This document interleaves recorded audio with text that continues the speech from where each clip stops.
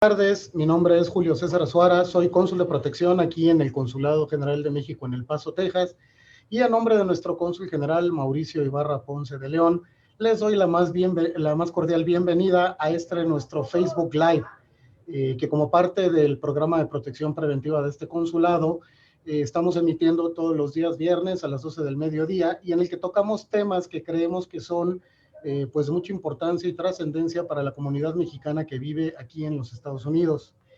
El día de hoy tenemos una invitada especial. Es un placer para mí presentarles a la abogada Linda Rivas, que es directora de la organización Las Américas Immigrant Advocacy Center. Muy buenas tardes, Linda. Hola, buenas tardes. Bueno, como ustedes bien saben, la dinámica de estos Facebook Live es hacerle a la abogada algunas preguntas que tenemos previamente preparadas, pero claro, como estamos en vivo, si alguna de las personas que nos escucha tiene alguna duda, por favor háganosla llegar a través del chat que tenemos abajo, y con gusto la abogada nos hará favor de responderlas. Asimismo, antes de iniciar la entrevista, quiero comentarles un poquito acerca de quién es Linda. Linda es egresada de la Universidad de Texas en El Paso, en donde cursó una licenciatura en psicología con una especialización en razonamiento legal. Ella asistió además a la Escuela de Leyes en Loyola College of Law en Nueva Orleans. Y también, mientras estaba en Nueva Orleans, ella estuvo trabajando en la oficina ejecutiva de revisión de inmigración del Departamento de Justicia. Es directora ejecutiva, como les comentaba, y abogada gerente del Centro de Defensa de Inmigrantes de las Américas, además de ser cofundadora del Borderland Immigration Council, reconocidas organizaciones de defensa de los derechos de los migrantes. Sus trabajos de investigación han aparecido y han sido publicados en diferentes medios, como en The Rachel Maddow Show, en The New Yorker, The Washington Post, PBS, Texas Tribune, Harper Bazaar, etcétera. Tiene muchísima experiencia en todos estos temas migratorios y pues por eso, como les comentaba, es un placer tenerte aquí con nosotros. Muchas gracias, el placer es mío. Bueno, pues si me lo permites, Linda, empezamos. Como te comentaba, tenemos ya varias preguntas aquí preparadas. Vamos a tocar hoy el tema de DACA. Entonces, pues yo creo que sería muy bueno si pudieras comentarnos cuál es el estatus de DACA en este momento. Bueno, ahorita DACA está seguro por ahorita, ¿verdad? Sabemos que por mucho tiempo la previa administración estaba tratando de terminar el programa de DACA. Varias cortes federales no dejaron que este programa se terminara, pero por mucho tiempo el programa no estaba completo, solamente se podían hacer renovaciones, así que las personas que ya tenían DACA pudieron seguir renovando por esos 3 años que estaba atorado esta situación en las cortes federales de los Estados Unidos. Ahora, antes de que entrara el nuevo presidente, hubo una decisión de una corte federal de que DACA sí debe regresar. De hecho, hasta en uno de los casos, porque han sido varias diferentes demandas que tienen que ver con DACA, llegó a la Corte Suprema. La Corte Suprema, de hecho, estaba en favor de no terminar el programa de DACA. Y la última Corte Federal que opinó en diciembre regresó a DACA en su forma original, como lo anunció el presidente Trump desde un principio, desde el 2012. Entonces ahora DACA ya pueden aplicar personas que antes no habían podido aplicar o todavía no eran elegibles. Entonces es una gran noticia. Y luego más recientemente, en horas después de que se vuelve oficialmente presidente Joe Biden, él otra vez pone DACA en un lugar muy seguro. O sea, DACA regresa a la forma de la presidencia de Obama. Seguimos con DACA. Pero tenemos una esperanza que el nuevo presidente que DACA tenga vías para la residencia y eventualmente la ciudadanía. Ahorita DACA solamente es un permiso de trabajo por 2 años. Entonces, tenemos las esperanzas de que de permiso de trabajo haya una vía a hacerse residentes y eventualmente ciudadanos. Y que ya no estén estas personas que son elegibles para DACA con ese miedo de que ya no se va a hacer, de que DACA siguiendo en un limbo, ¿verdad? En un limbo legal. Ha sido algo muy difícil para nuestros compañeros, nuestra familia, nuestros vecinos que tienen DACA o que quizá eran elegibles para DACA, un tiempo muy estresante estos últimos 3 años. Sí, la verdad es que es bien interesante esto que nos comentas. Por algunos vías me han llegado preguntas, porque cuando se dice que DACA queda instaurado o queda, se regresa a su estado original, muchas personas no alcanzan a comprender esto. Entiendo que eso quiere decir que si una persona quiere aplicar para DACA, lo puede hacer nuevamente de cero, cumpliendo los requisitos legales que en su momento se pedían con el programa, pues no sé si llamarle original, ¿verdad? Porque entiendo que es el mismo programa, nada más estuvo como en suspenso durante algún tiempo, pero pueden hacerlo y se pueden recibir nuevas solicitudes. ¿Es esto correcto? Sí, el cambio principal fueron dos cosas. Se pueden recibir nuevas aplicaciones. Eso quiere decir que antes, por los últimos 3 años, los únicos que seguían con el beneficio de DACA eran los que ya habían aplicado para DACA. Si por cualquier razón, por ejemplo, todavía no tenían la edad de aplicar para DACA, quedaron fuera, o si no lo hicieron porque no tenían el dinero o la información correcta o la ayuda legal, no podían. Entonces se devuelve esta oportunidad a las personas que no habían aplicado anteriormente, ahora sí pueden aplicar siempre y cuando sean elegibles.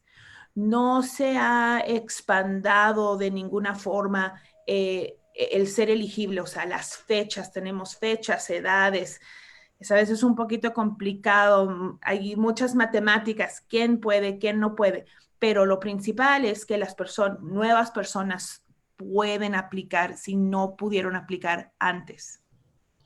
Ahí, perdón, te voy a hacer una pregunta porque sí hay una parte que a mí me parece un poco confusa.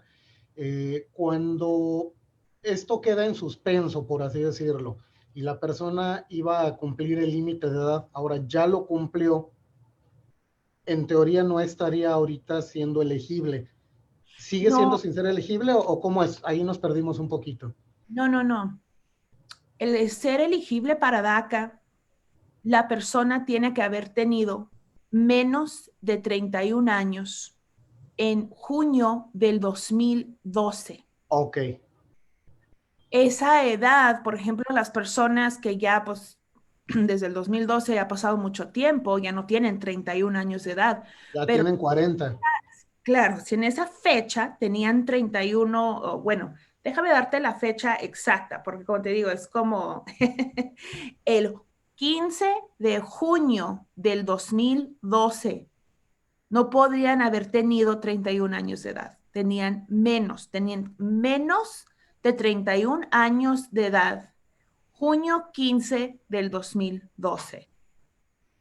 Entonces, nadie queda fuera de ser elegible para DACA porque ha pasado tiempo. De hecho, tienes que tener por lo menos 15 años para someter tu aplicación. Entonces, más lo que estábamos viendo es que los jóvenes estaban cumpliendo los 15 años, eran elegibles para DACA, pero por la suspensión no podían aplicar. Y obviamente ellos no podían aplicar antes porque no eran elegibles. A ellos les impactó mucho estas suspensiones y claro, a sus papás que estaban esperando una buena noticia y ya la tenemos, pero ellos siguen ahora, ya son elegibles y ya tienen los 15 años, sí pueden aplicar para DACA. La otra fecha súper importante, ya que estamos hablando de las fechas, es que tienen que haber estado viviendo en los Estados Unidos el 15 de junio. 15 de junio es una fecha importante, pero del 2007. Ok, Y al llegar a los Estados Unidos, tienen que haber tenido menos de 16 años. ¿Ok? Esos, de hecho, los requisitos, les recomendamos United We Dream. Es un muy, muy buen recurso que de hecho da estas fechas. Estas fechas son, son muchas, pero sí, si la persona llegó y ya había cumplido los 16 años o llega y quizá tienen 14 años, pero llegaron el 16 de junio del 2007. Desafortunadamente, como está el programa ahora, quedan fuera. La esperanza es solamente una esperanza, no es ley, no es nada anunciado. La esperanza es que esto se amplifique, se esté disponible para más personas, pero ahorita DACA así está, es limitado a quién beneficia. ok. Muy interesante. Fíjate que me gustaría hacer una pequeña pausa aquí para hacer un comentario antes de que sigamos con las preguntas que tengo aquí. Nosotros siempre le recomendamos a la gente que se acerquen con profesionales, con personas como tú, con organizaciones como la tuya, porque todas estas pequeñas cositas que tú nos dices realmente son cuestiones que pueden hacer la diferencia para que la aplicación de estas personas sea o no sea exitosa. Entonces, la verdad es que siempre es muy interesante poder hablar con expertos, como es tu caso, para que nos puedan de alguna manera aclarar todas estas cosas. Eh, Sabemos, bueno, ahora que ya están instaurando nuevamente DACA, las fechas que tú nos estás comentando. Tengo entendido también que cuando están en su proceso de DACA, cuando ellos ya ingresaron la solicitud, hay por ahí algún impedimento para que ellos puedan viajar, por decirlo así, a México, que quieren ir a ver a la abuelita, que quieren ir a ver a algún familiar, que tienen que arreglar algún asunto legal allá. Tengo entendido que durante la suspensión de nuevas solicitudes y cuando les estaban renovando los permisos por un año, estos permisos se habían suspendido. ¿Cómo está esa cuestión de los permisos en este momento? Eso es otro, Eso es otro gran cambio cuando lo platicamos de que vuelve a la forma original DACA. Ese es un beneficio también que antes estaba suspendido, que es el parol en avanzado, queriendo decir que te están dando un permiso de volver a ingresar al país en avanzado. Se tiene que comprobar que hay una razón de que uno tiene que ir a México, puede tener que ver con la educación, con una emergencia familiar, como usted dice, con algo en su trabajo, sus negocios.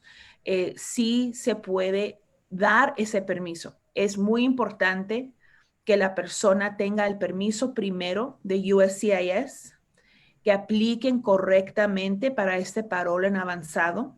Y es una gran, gran oportunidad. Lo que hace es, si el joven cuando vino era pequeño, era un menor de edad, sus papás los trajeron de una manera, lo que nosotros llamamos irregular.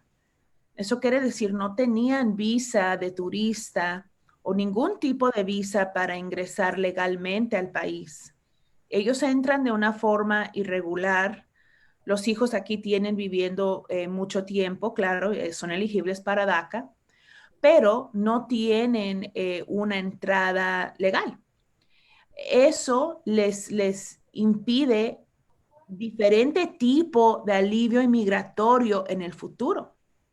Por ejemplo, si se casan con una persona de los Estados Unidos, ¿verdad? Que les quiere arreglar papeles, tendrían, bueno, se puede volver más complicado que esto. Yo le estoy dando como la versión sencilla. Si todo está bien, todavía tendrían que regresarse a México para hacer el proceso consular para su residencia. tener la entrada legal elimina la necesidad de hacer eso. Por eso la entrada legal es algo pues, de muchísimo beneficio para las personas de DACA, pero claro, es muy, muy importante que la persona tenga una razón válida para tener que viajar a su país de origen, ¿verdad? Obviamente esto estamos enfocándonos ahorita en nuestros paisanos mexicanos, ¿verdad? Yo también soy mexicana, pero esto también DACA es para otras personas. Entonces, si otros nos están escuchando, ese parol en avanzado también puede ser para el país de origen de otra persona o para cualquier país, de hecho, si el viaje es para irse a otro lugar. No tiene que ser el país de origen, es el parol en avanzado para poder regresar a los Estados Unidos de una manera legal. Qué bueno que tocas ese tema. La verdad es que nosotros siempre, o nos gusta pensar que estos videos, estos Facebook Live, todo el programa de protección preventiva que tenemos aquí en el consulado, pues es información que no solamente es para los mexicanos, yo sé, le sirve a muchísima gente, Claro. centroamericanos, sudamericanos, personas de todo el mundo, porque todos en algún momento enfrentan el mismo problema. Así que qué bueno que tocas ese punto, porque en ocasiones se nos olvida, pero sí, toda esta información es información muy valiosa pues para toda la comunidad en general. Regresando un poquito a la pregunta que te hacía, estos permisos de trabajo, ¿cuánto tiempo duran? ¿Es dependiendo de la necesidad que tenga la persona de salir del país? ¿Tienen algún plazo fijo? Y también, pues tú sabes que en ocasiones no somos como que muy dados a respetar un poquito lo que nos dice la autoridad. ¿Qué puede pasar si una persona sale del país sin solicitar el permiso? O si solicita el permiso y no se lo dan y dice, bueno, voy aquí nada más a Juárez, total, regreso rápido. Es muy, muy serio. Si la persona sale sin este permiso avanzado, lo que puede hacer es perder su estatus de DACA. Es algo que podría suceder. Y más peligroso es que no los dejen volver a entrar. Que en el puente no va a haber manera de que los agentes los dejen entrar. eh, Tendrían que tener, o sea, tendríamos que tener una emergencia muy severa para tener que regresar y aún así los agentes de CBP que se encuentran en los puentes, yo creo que es muy probable que dirían que no dejarían a la persona entrar. Si una persona está viviendo aquí, indocumentada en los Estados Unidos, y regresa a su país de origen, se regresa, vamos a decir, a México, y esto lo escuchamos mucho, eh, desafortunadamente por las muertes de sus papás, de sus abuelos, de personas queridas, se siente esa obligación, es algo muy cultural en nosotros, el dar la despedida e irse al funeral, estar con sus familias. Eso, la verdad, para los abogados es una situación muy difícil para nosotros tener que decirles que el aviso es absolutamente no te vayas. Si todavía no tienes alguna respuesta en tu alivio inmigratorio, y esto va para todos, las personas que meten residencia y todavía no tienen su permiso, ¿verdad? Las personas que quizás están en proceso de corte, personas que no tienen documentación, si no son residentes, si no son ciudadanos y no tienen este parol en avanzado, irse de este país, están haciéndolo, va a ser imposible para regresar. No queremos que nadie entre a estas situaciones de desesperación.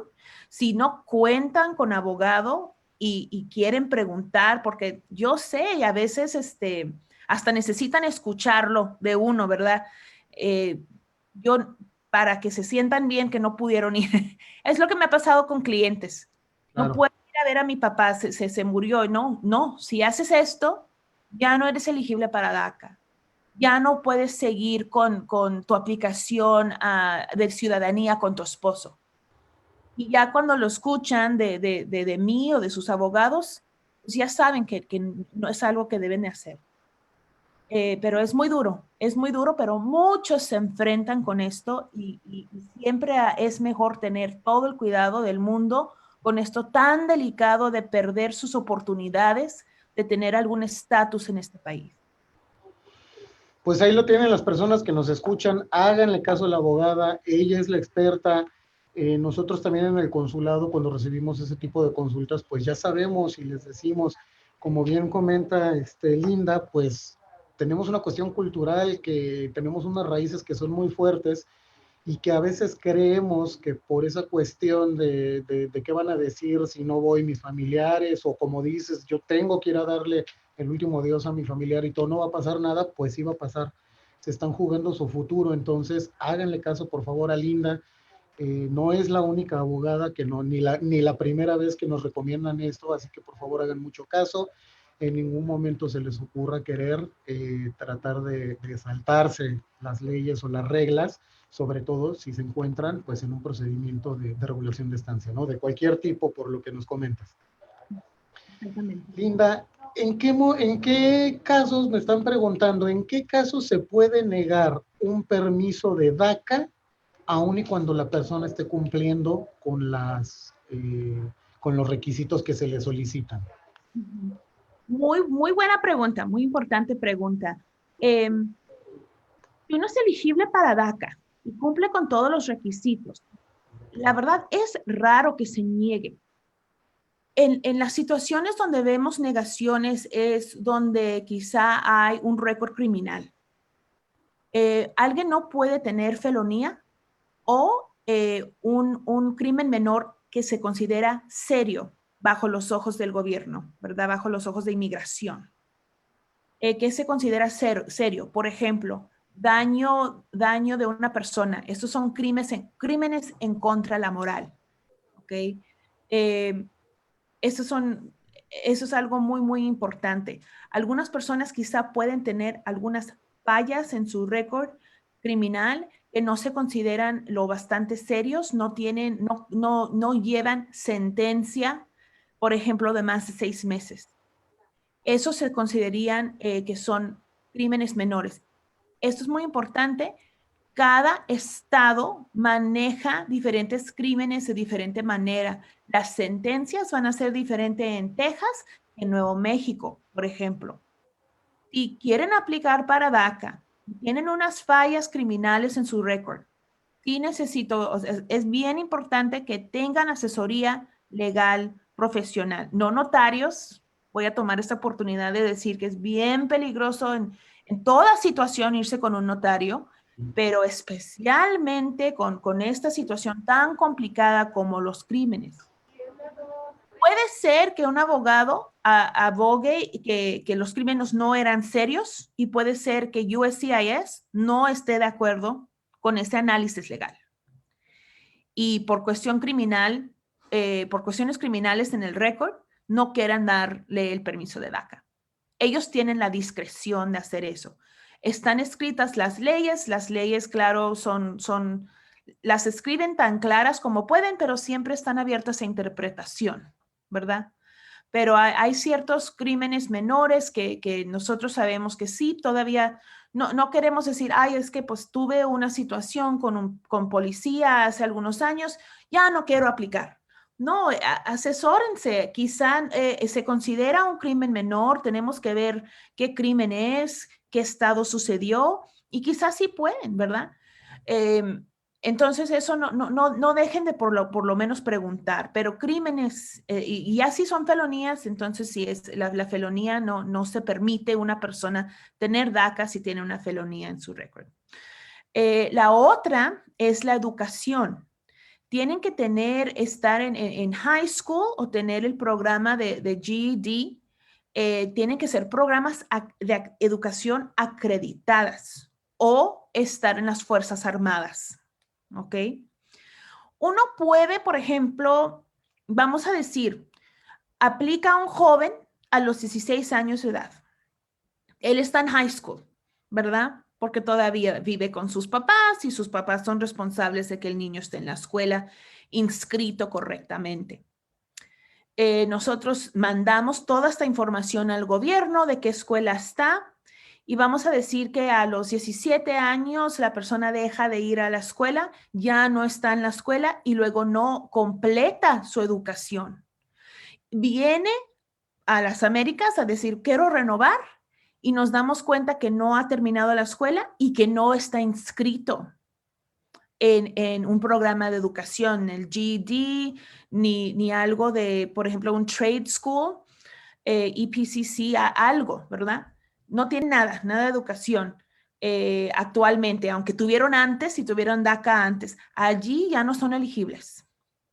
O también si hay un programa que no se acredita por el Estado o que USCIS cuestione la validez de la licenciatura de este sistema de educación, este programa especial de educación, sea virtual o diferentes programas que existen, allí también puede haber un problema con que se niegue DACA.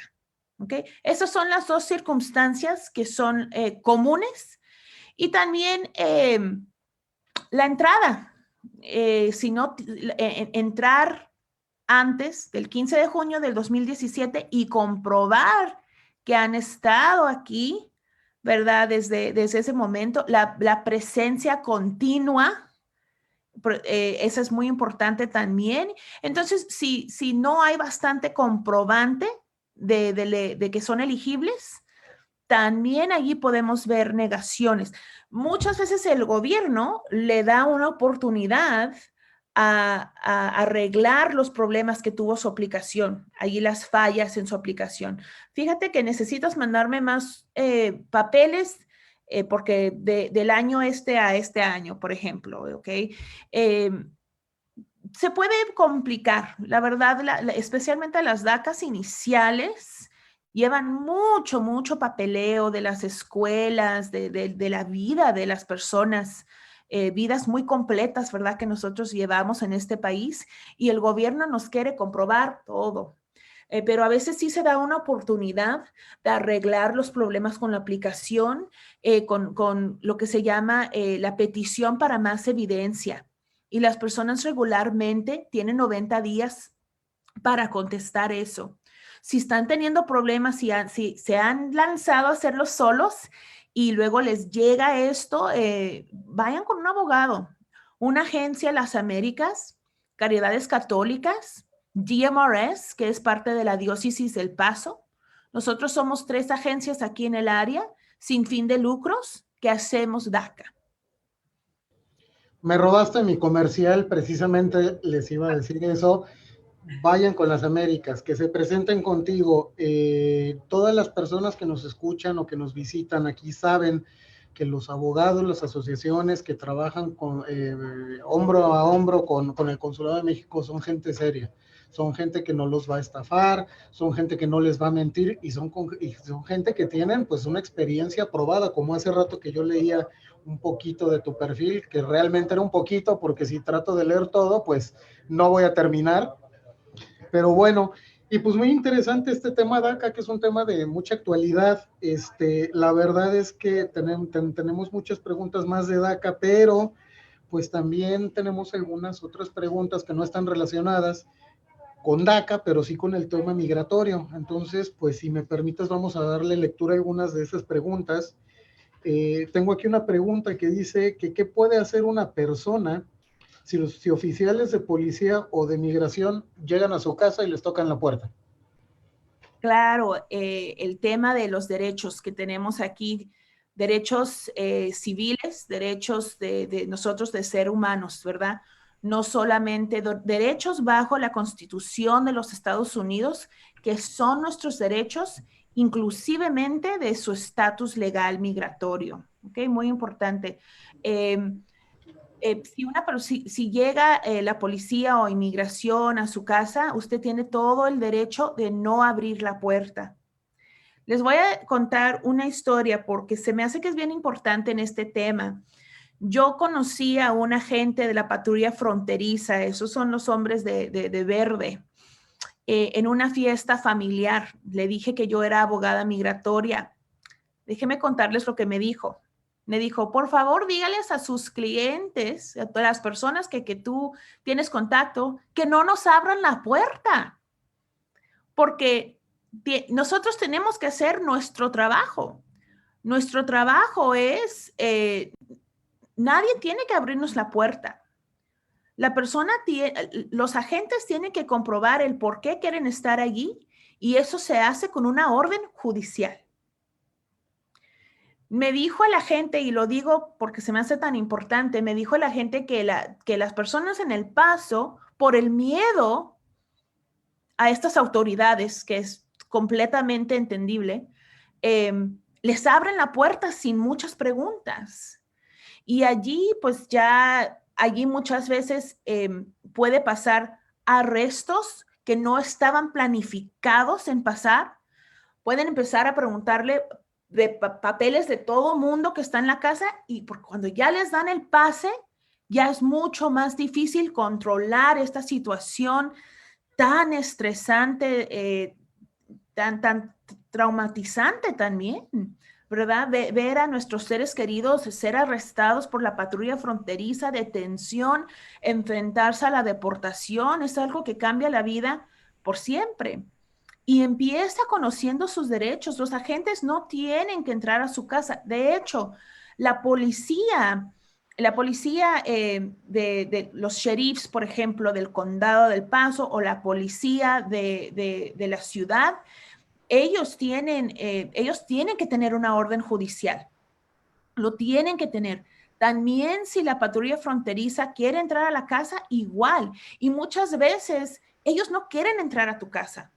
La patrulla fronteriza y ICE son los de azul, la patrulla fronteriza son los de verde.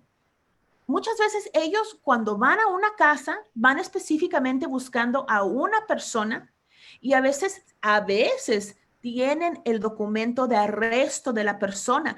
Este documento de arresto no les da permiso entrar a sus casas. Si dice allí, vengo por esta persona, vamos a decir, María López.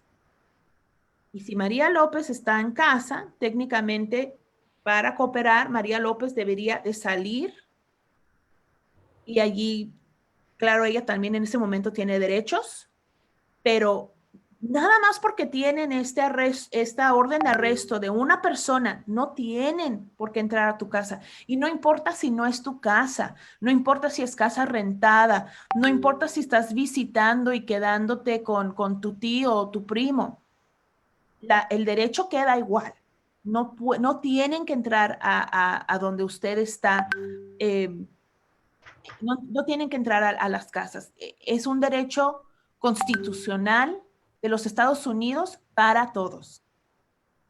Bien interesante esto que nos comentas y sí aclararle a la gente, creo que sí es un poquito oportuno, que como bien dices, la policía tiene que tener una orden de arresto o en ocasiones me parece que la autorización de la persona, ¿no? Y el hecho de que tú le abras la puerta, pues es autorizarlo. Entonces, tengan bien en claro todo esto, no abran la puerta. Al momento que ustedes están abriendo la puerta, están autorizando a los oficiales a que entren a su casa, o como dices, o a la casa donde se están quedando, o quizás a algún hotel que estén rentando, lo que sea. Sí, muchas veces, qué bueno que me recuerda esto. Le pueden enseñar el documento por debajo de la puerta o por una ventana. Porque a veces lo que pasa es con las autoridades, cuando la persona abre la puerta poquito, ya de allí ellos lo interpretan como permiso, aunque usted no tenía esa intención. Es muy importante no abrir la puerta en ningún momento. Y las órdenes de arresto no son órdenes judiciales que les dan el pase. Es muy raro que autoridades de inmigración tengan una orden firmada, una orden judicial. Lo que ellos van a tener es una orden de arresto. Eso no les da permiso de entrar a tu casa. Muy bien. Tenemos aquí otra pregunta. Nos están diciendo que si una persona es detenida, ¿cuáles son sus responsabilidades? ¿O qué es lo que tiene que hacer? Sobre todo, viene caminando por la calle, se le acerca un oficial y lo detiene, aparentemente sin ninguna causa. e incluso le preguntan su estatus migratorio. ¿Qué pueden hacer en estos casos? En Texas, yo puedo hablar de Texas, yo tengo mi licencia de ley en Texas. Entonces, Texas específicamente, uno sí tiene la responsabilidad de decir su identidad. Pero al mismo tiempo sí tienen también el derecho de quedarse callados y el presentar documentos, pues no lo tienen que hacer.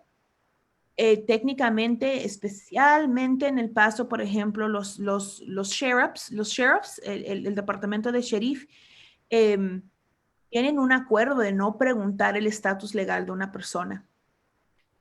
La policía, por la ley del SD4, no sabemos cómo están manejando eso ahorita. He escuchado que a los policías sí se les dice, se les trata de que no hagan ese tipo de preguntas, de que protejan a toda nuestra comunidad, inclusivo de si tienen documentos o no.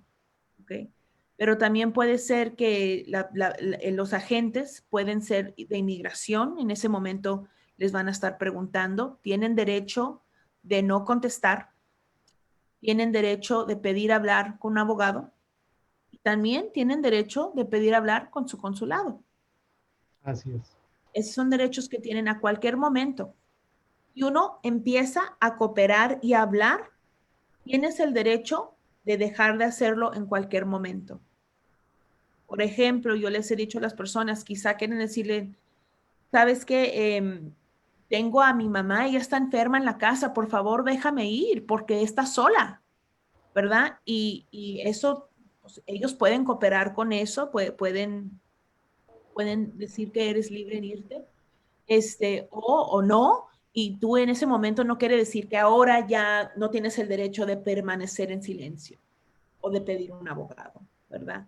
Eso también es importante saber, no siempre tenemos el tiempo de tocar eso, pero otra cosa que es bien importante es pedir, ¿por qué me estás deteniendo?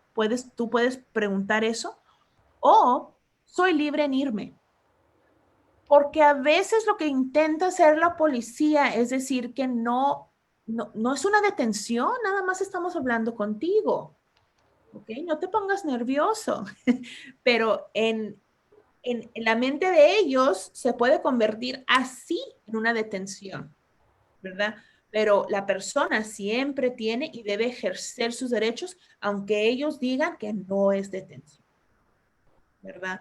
Es importante, es muy, muy importante saber estos derechos bajo la Constitución. Y también yo entiendo que es difícil. A lo mejor hasta yo, si me enfrento a algo, yo voy a querer decir todo, me voy a poner nerviosa y yo soy abogada.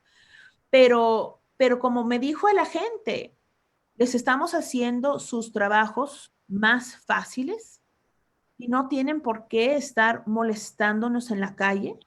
¿Por qué razón? ¿Por qué razón paran a una persona en la calle?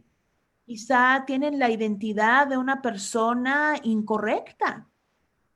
Y en esos momentos de estrés y de trauma podemos decir cosas que nos incriminen, aunque no sean ciertas.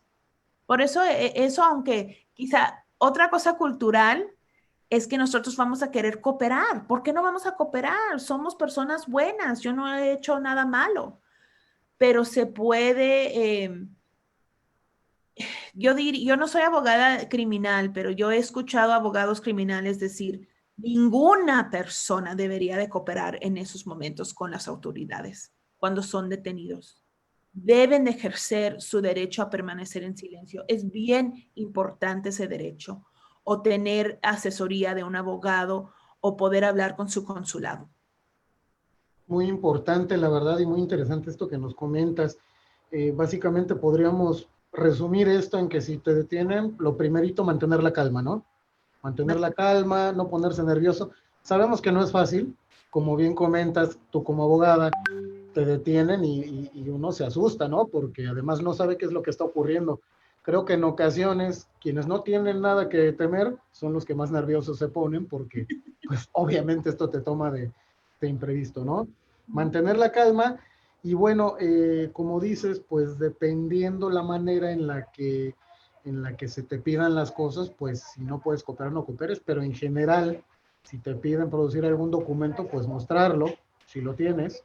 Y muy importante también lo que comentas, que sí es, además me parece que es base como para de alguna manera poder demostrar si hay alguna violación en cuanto a tus derechos constitucionales, ¿no? ¿Me están deteniendo o por cuánto tiempo voy a estar aquí? ¿Soy libre de irme? Son preguntas muy importantes, ¿verdad? Claro, claro. Y nunca presentar documentos falsos. Y nunca presentar documentos falsos, claro. Eso es bien, bien importante. El ser aquí, estar aquí indocumentado, no es contra de una ley penal. Eso es importante también. Entonces, eso quiere decir, por eso es incorrecto decir que una persona es ilegal. Uh Y -huh. hasta nosotros mismos, yo he visto a mis clientes usar esos términos, son términos xenofóbicos y racistas, y hasta nosotros mismos deberíamos de darnos ese respeto a nosotros o nuestros seres queridos de no usar esos términos. No son nadie, ningún ser humano es ilegal. Estar aquí en los Estados Unidos sin documentación no es ilegal. Sí es una pena civil. Y es por eso que pueden entrar las autoridades de inmigración y uno puede estar enfrentándose a la detención y la deportación por cuestiones migratorias, no por cuestiones criminales. Es una diferencia. Pero sí es un crimen si llevan identidad falsa. Eso sí es un crimen federal. Entonces pueden irse de algo pues bastante inocente, parte de aquí de nuestra comunidad. Hay personas indocumentadas, son una gran parte de nuestra comunidad. Lo quiero decir, una gran parte en que beneficia mucho esta comunidad son nuestros mamás, papás, abuelos, vecinos, seres queridos. Y eso no es ilegal estar aquí sin documentación, pero el documento falso es cuando ya entramos a problemas. Muy bien. Tenemos una pregunta, mire, es que nos están saltando un poquito, vamos saltando de un tema a otro. Parece que esta es una pregunta que está relacionada con la residencia. Nos dicen, si nos hicieras favor de explicarnos qué requisitos debe reunir una persona que tiene un familiar directo, ya sea esposo o hijo estadounidense, para que puedan solicitar su residencia permanente. Ok.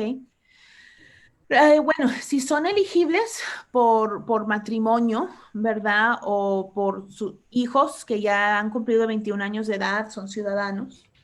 eh, o a veces también hasta es la petición del hermano ciudadano, pero esa es una situación más complicada, bastante larga. Pero bueno, ¿qué documentos necesitamos? Eh, el parentesco es bien importante. Vamos, es un tema bastante amplio. Lo voy a tratar de hacer un poquito más sencillo. Si es por matrimonio, lo que quiere ver el gobierno es que el matrimonio se hizo en buena fe, que no es un matrimonio de conveniencia por cuestiones migratorias, ¿verdad? Que no es un negocio, que alguien le pagó a una persona con papeles para que la persona eh, los hagan residentes, ¿verdad? Entonces, importante ver, ¿verdad? Cómo se unen sus vidas, ¿verdad? Cuándo se casaron, pero no solamente eso, antes, de qué manera se conocieron, cuándo empezaron a salir, a ser novios, ¿verdad? Cuándo decidieron casarse o vivir juntos, si han tenido hijos juntos o si los hijos quizá de una de la pareja son ya parte de la familia, ¿verdad? Fotografías, de hecho, son importantes. También que unan, por ejemplo, sus taxes, o sea, sus impuestos, sus cuentas bancarias, biles de la casa, por ejemplo, luz, gas, agua, todos los biles de la casa que estén al nombre de los dos, aseguranzas de carro, aseguranzas de vida. Todo eso son documentos que hacen un caso más fuerte de comprobar de que el matrimonio fue en buena fe. Ahora, si estamos hablando del lazo entre papá e hijo, necesitamos, claro, certificados de nacimiento de forma original. Aunque no se manda la forma original, tienen que tener una copia de la forma original, ¿verdad? No solamente el registro del hospital, a veces la gente trata de traer los papeles donde ponen la patita del recién nacido. Eso no va a servir para el gobierno. Ellos quieren ver el registro de la persona nacida, o sea, su acta. Que de hecho les doy el comercial, ¿verdad? En el consulado allí ayudan también con las actas. Bien importante tener esa acta. Y para las mamás y hijos es poquito más fácil, menos comprobantes. Para los papás es poquito más difícil. Si el papá no estaba casado con la mamá en el tiempo que el bebé nació, que la persona nació, debería de todavía encontrarse en el acta de nacimiento y también enseñar que han formalizado, que aceptan que son papás de los hijos. Y hay diferentes formas de hacerlo. Puede ser poquito, si no está en la acta, es algo que se debería de arreglar. Para los papás a veces también ayuda actas de bautizo. O sea, tenemos que enseñar que el papá estuvo involucrado en la vida, que ha aceptado que esta persona es su hijo, y a veces también se requieren el ADN, los exámenes de ADN. Esto obviamente es difícil. Bueno, no quiero entrar al tema de cuando fallece la persona, porque ahí tenemos otras cuestiones más complicadas. Pero sí, es importante someter eso. Para la ciudadanía, no, perdón, déjame, no me desvío, mejor tú me dices la siguiente pregunta. Pues es que justamente ahorita que decías que no querías entrar en la cuestión de fallecidos, la siguiente pregunta precisamente trata sobre las viudas de los ciudadanos estadounidenses. ¿Qué pueden hacer ellas para solicitar su residencia legal si es que no la había solicitado su marido en vida? Lo bueno es que si tienen oportunidad de aplicar, es una autopetición que se hace de viuda. La autopetición de viuda existe. Tienen que entregarlo antes de que la persona fallecida cumpla 2 años de haber fallecido. Es algo que se debe de hacer bastante pronto, pero lo bueno es que sí existe esa oportunidad.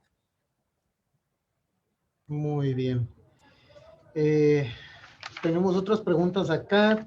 Estoy tratando de escoger algunas que sean de otros temas porque te estamos tratando de exprimir. Sabemos que tienes mucho conocimiento, entonces tratar de atender el mayor de dudas posibles. Mira, déjame, perdón por interrumpirte, veo aquí una pregunta que me suena mucho y me gustaría contestarlo. ¿Ya con el permiso de trabajo puedo salir a México? No.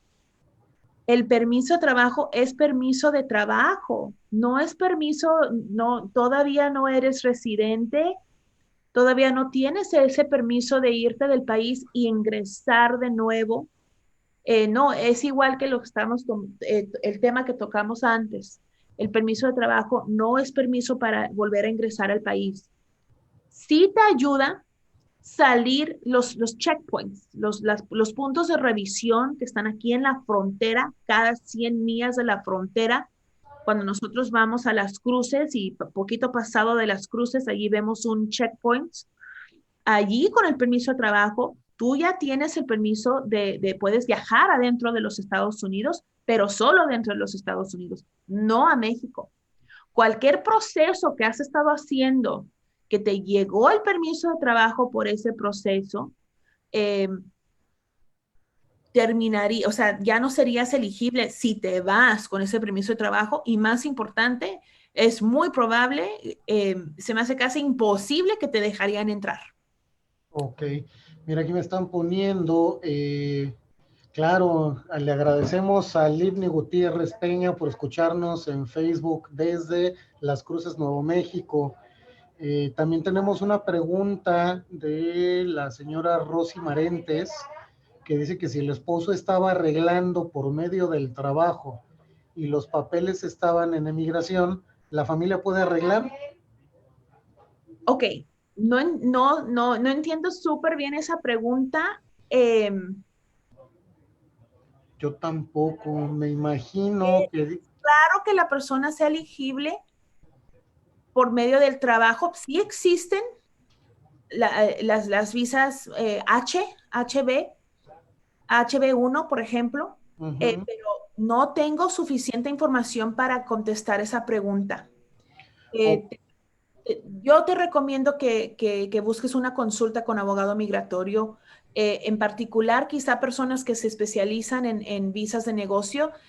Las Américas y otras agencias sin fin de lucros, muchas veces no nos especializamos en visa de negocio. Hay abogados privados en El Paso que sí lo hacen. y se pueden acercar al Consulado General de México en El Paso, Texas. Nosotros los podemos dirigir, como les decimos siempre, trabajamos solamente con gente seria, como las Américas, como Linda. Entonces, si nos hace favor de comunicarse con nosotros, puede ser también vía Facebook, le damos una cita, puede venir a vernos directamente al consulado, no requiere ninguna cita, solamente tiene que decir que viene al Departamento de Protección, aquí la podemos atender. Y bueno, ya viendo más o menos su caso más en específico, podemos ver con quién podemos pues dirigirla. Tenemos otra pregunta también aquí de la señora Irene Aguilar, que nos pregunta que cuánto cuesta ahora la solicitud de ciudadanía y de residencia. Bueno, yo no me tengo los memorizados, voy a serle muy honesta. Eh, quiero, quiero decir que pueden agarrar este tipo de información en uscis.gov, y también tienen formularios en español, también tienen su versión de web en español. Sé que había un anuncio de que se iban a subir los precios. Eso, lo bueno es que no sucedió, se suspendió esa nueva política en corte, entonces todavía sigue igual. Para la residencia, eso también depende. Primero se tiene que hacer la petición familiar, que es el I-130, ¿ok? El I-130 tiene un precio y luego la residencia, que es el I-485, tiene otro precio. ¿Ok? Por ejemplo, ese sí lo tengo aquí a la mano. Eh, 985 es, y también puede ver si necesita huellas o no, dependiendo de la edad de la persona. Por eso es poquito difícil darle una cifra fija. Pero como mencionas, se pueden acercar, nos comentabas, a la página del USCIS, ¿verdad? Sí. Ok, pues ahí lo tienen, no tenemos las cantidades aquí, pero USCIS.gov, porque también a veces hay anuncios, hay sitios de web que no son del gobierno. Así que asegúrense que diga .gov. B de vaca, ¿verdad? Sí, porque en México es .gov con B de bueno.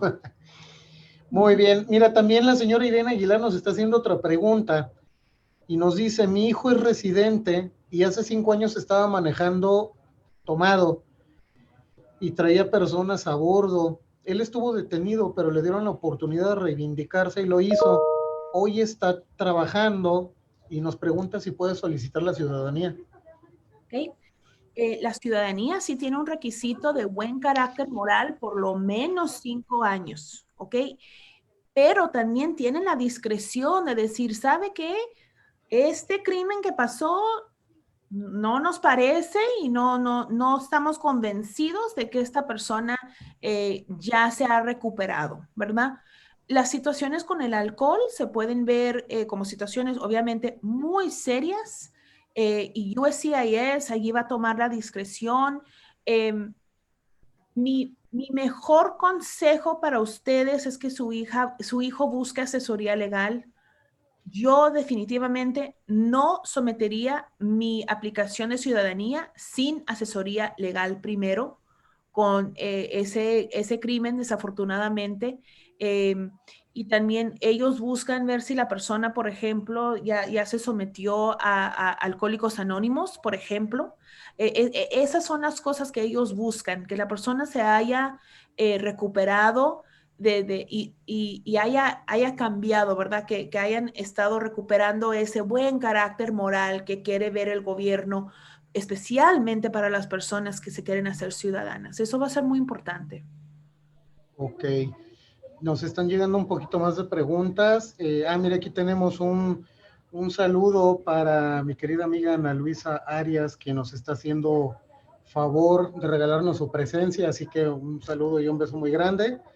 Tenemos también una pregunta de la señora Alicia Andrade y nos pregunta, ¿saben si en Juárez ya están dando las citas? Ah, caray, esa creo que sí no es una pregunta que nosotros podemos contestar, no sé.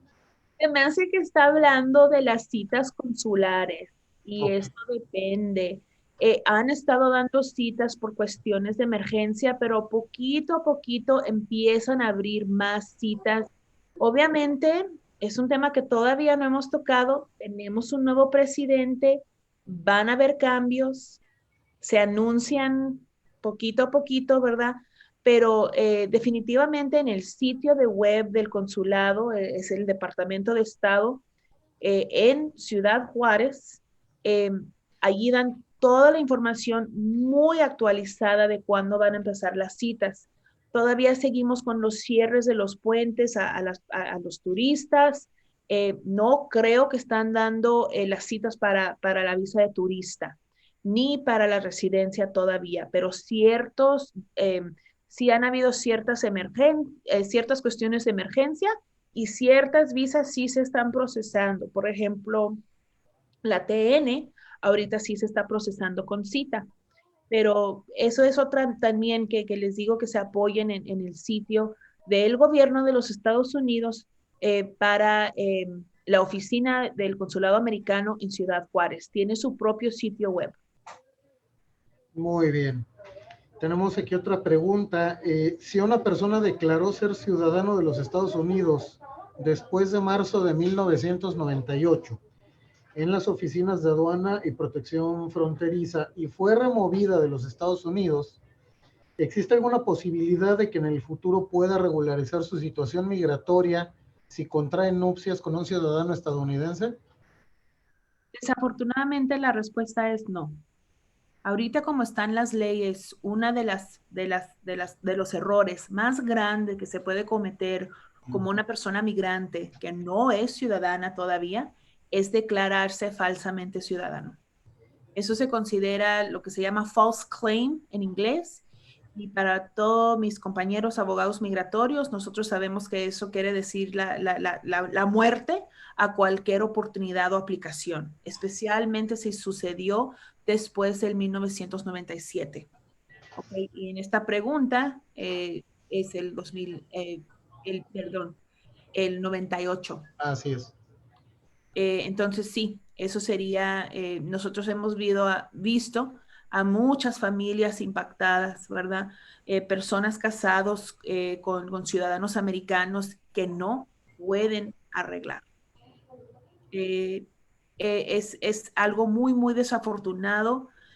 Hay una visa que sí perdona esa falla, pero es la visa la visa U, que son para personas que han sido víctimas de crímenes muy serios, como por ejemplo la trata humana, la violencia doméstica, el asalto, que es el asalto de felonía. Esos son algunos ejemplos. Por ejemplo, nosotros tenemos casos de la visa U, personas que fueron víctimas del tiroteo de Walmart, algo muy desafortunado aquí que sucedió en El Paso, Texas. Pero es la única y obviamente nadie quiere necesitar esa visa U, ¿verdad? Pero es un ejemplo donde sí se perdona, es un ejemplo muy extremo. No existe un perdón para esta falla. Eh, Tenemos esperanza que quizá lo tomen en cuenta para una reforma migratoria que todavía no sabemos si va a pasar o cómo se va a ver, pero por ahorita no hay nada que se podría hacer. Muy bien. Bueno, Linda, pues la verdad es que es un verdadero placer estar platicando contigo. La verdad es que todo lo que nos estás comentando se me hace que es bien interesante y pues siempre es muy bonito poder platicar con alguien que realmente sabe del tema y que realmente puede responder a nuestras dudas. Se nos está acabando el tiempo. Voy a hacer unos pequeños anuncios y si quieres ya después te voy a pedir que nos des un mensaje final, algo que quieras decirle a las personas que nos escuchan. Claro que sí. Y nada más déjame comentarles rapidísimo que estamos promoviendo la beca nacional de National Scholarship, que es para estudiantes de preparatoria o colegios comunitarios que tienen DACA, TPS o que llegaron a los Estados Unidos antes del 1 de noviembre de 2015 y que cumplen con los requisitos de elegibilidad de DACA, ¿ok? La beca cubre el costo de la matrícula y cuotas de hasta $16,500 para lo que viene siendo un título de asociado y hasta $33,000 para las personas que quieren estudiar una licenciatura. Esta beca se está otorgando para 70 universidades estadounidenses en cerca de una veintena de estados aquí en la Unión Americana. Uno de esos estados es Texas. Se van a estar dando 1,000 becas. Si están interesados, comuníquense con nosotros aquí en el consulado o visiten el sitio web de la alianza de thedreamus.com.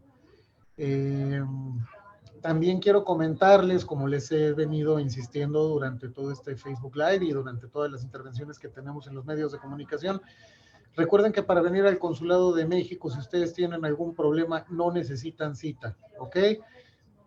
Importante distinguir, si ustedes lo que necesitan es la emisión de algún documento, pues sí van a tener que hacer citas. Si lo que requieren es un pasaporte, una matrícula, un acta de nacimiento, etcétera, sí van a tener que hacer su cita. Pero para cualquier cuestión de protección, que porque necesitan asesoría legal, porque están siendo víctimas de algún tipo de abuso, de violencia, porque tienen que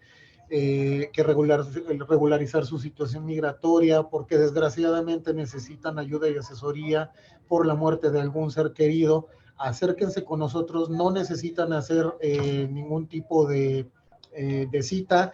A pesar de la pandemia, los estamos atendiendo, obviamente, pues con todas las medidas sanitarias, tienen que usar cubrebocas, aquí les proporcionamos gel en la entrada, los vamos atendiendo de a poquito, pero no se quedan sin atención. Si no quieren venir a vernos por la cuestión sanitaria, también pueden comunicarse con nosotros a los teléfonos del Departamento de Protección, que son característica 915, y los teléfonos son 533-4082 con las extensiones 232 a 235 y 277. Y si también quieren comunicarse con nosotros a través de correo electrónico, pues lo pueden hacer a través de la dirección conepaso@sre.gov.mx. Es muy importante, por favor, que cuando nos envíen un correo, en el mismo nos incluyan su nombre completo, su fecha y lugar de nacimiento, el domicilio, el teléfono para que nosotros podamos comunicarnos con ustedes y una breve descripción de cuál es el tema que quieren tratar con nosotros. Pues por mi parte sería todo. Linda, una pregunta más que se me estaba pasando y que es muy importante. ¿Cómo se puede comunicar la gente contigo y con las Américas? Muchas gracias. Sí, las Américas definitivamente es para nosotros un tiempo muy, muy ocupado. Sí está nuestra línea abierta. Sé que algunos no han tenido el éxito en comunicarse. Síganlo intentando. Yo me disculpo por que tenemos un volumen muy alto ahorita de llamadas por el cambio de presidencia, ¿verdad? Del presidente. Mucha gente tiene muchísimas preguntas de que nuestro teléfono es el 915-544-5126. De nuevo, 915-544-5126. Estamos aquí para servirles de lunes a viernes, de 9 a 4 de la tarde.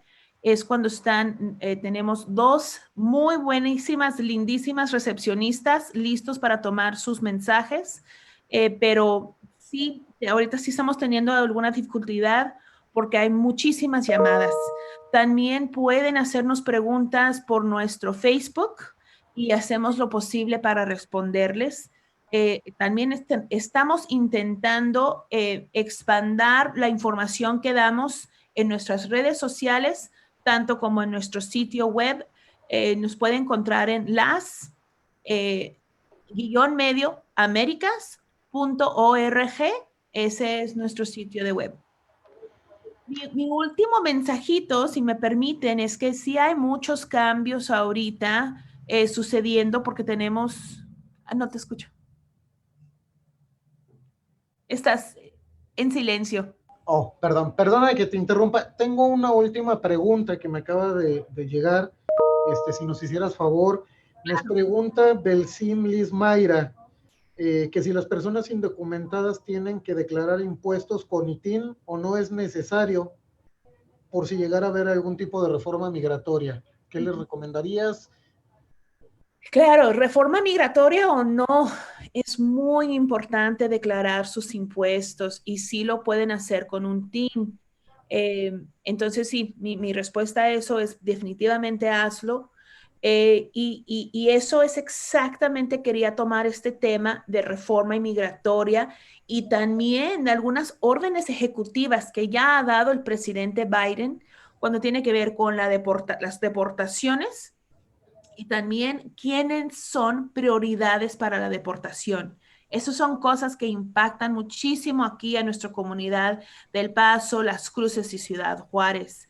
En primer lugar, la reforma migratoria que se empieza a hablar el presidente Biden es ahorita solamente una idea que tiene él y su equipo. Todavía no es ley, no sabemos si va a ser ley. Y nosotros pensamos, expertos también piensan que va a haber muchos cambios si esta reforma que él propone pasa el Congreso. Tenemos muchísimos años sin que una reforma migratoria se haga ley bajo el Congreso. Eso quiere decir que el presidente, tanto como el presidente Obama, Trump y Biden, usan el poder de su oficina ejecutiva del presidente para poner órdenes que impactan las políticas migratorias. Ahorita el presidente Biden ha entrado a deshacer ciertas cosas que hizo el presidente Trump. Lo primero que hace es de nuevo quitar las prioridades anteriores que habían bajo el presidente Trump. Cualquier persona indocumentada era prioridad para la deportación. El presidente Biden ha cambiado eso, lo cambió del día 1. Solamente personas con crímenes muy serios, ¿verdad? Estamos hablando de no solamente felonías agrevidas, aggravated felonies, cuestiones de terrorismo y también personas que llegaron después de noviembre del 2020 son actuales prioridades para la deportación. Si uno tiene su récord limpio y ha estado aquí por mucho tiempo, ahorita no son prioridades por deportación.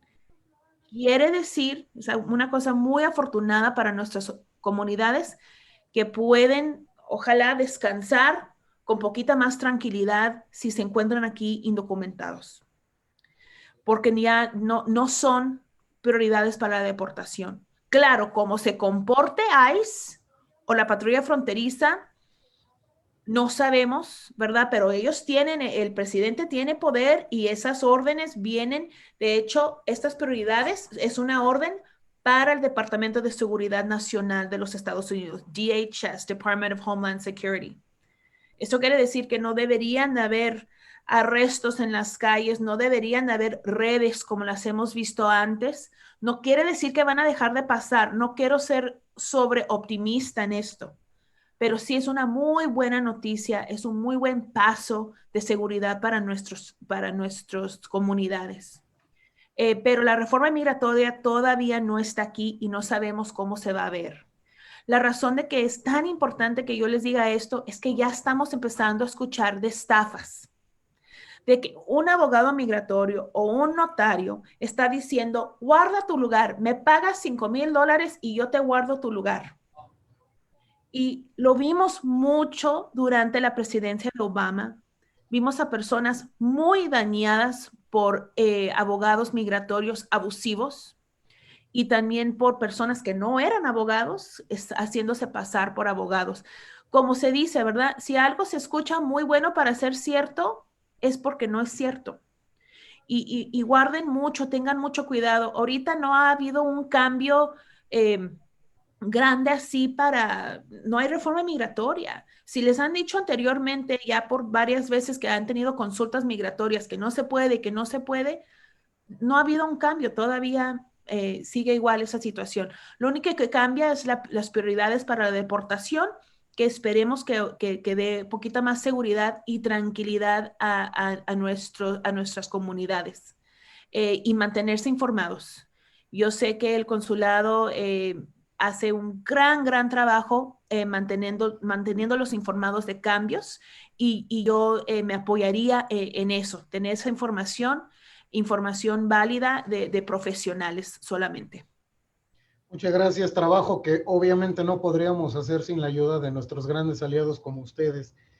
Por último, les quiero comentar, y esto a raíz de la consulta que nos hizo favor de hacer Belcimilis Mayra, que nosotros estaremos realizando algunos talleres de declaraciones de impuestos gratuitas. Así que las personas que quieran presentar sus declaraciones de impuestos, no sepan cómo, acérquense con nosotros al consulado. Les voy a dar un teléfono para que hagan su cita. El teléfono es el 915-747-3224. Les repito, el teléfono es el 915-747-3224. Vamos a estar llevando a cabo declaraciones de impuestos gratuitas para todas las personas que se quieran acercar con nosotros. Por mi parte, no tengo nada más que agregar, solamente agradecerte infinitamente que nos regalaras un poquito de tu tiempo. Sabemos que eres una persona muy ocupada, pero también sabemos que tienes un gran compromiso con la comunidad. Así que, Linda, muchísimas gracias. Gracias a ustedes. Muchas gracias. Ha sido un placer estar aquí y espero hacerlo de nuevo. Muchísimas gracias. Y también al auditorio y a todas las personas que nos están escuchando, les agradezco el favor de su atención. Recuerden que este ejercicio lo hacemos todos los viernes, tratamos diferentes temas de actualidad para la comunidad mexicana aquí en El Paso, Texas. Mi nombre es César Azuara y les agradezco su atención. Nos vemos la próxima. Gracias. Bye.